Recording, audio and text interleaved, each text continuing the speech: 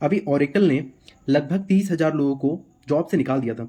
तो पूरे मार्केट में ये बात हो रही थी कि एआई के कारण वो लोग जॉब से निकाल दिए लोगों को। बट ये इतना सिंपल नहीं है।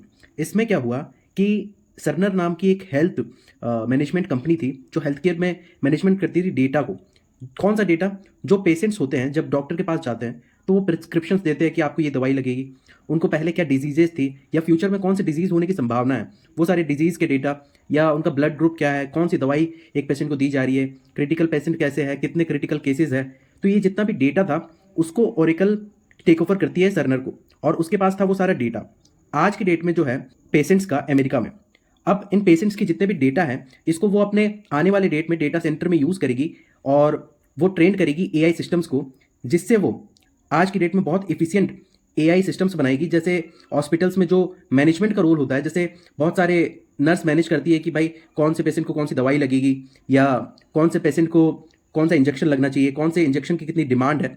तो वो सप्लाई चेन को भी एआई कंट्रोल कर लेगा, और कौन सी चीज़ों की ज़रूरत है, कौन सा मेडिसिन ज़्यादा यूज़ हो रहा है, कौन से पेशेंट को कैसी दवाई सूट कर रही है, या किस पेशेंट को कौन सी डिजीज़ है। तो ये सारी चीज़ें एआई कंट्रोल कर लेगा।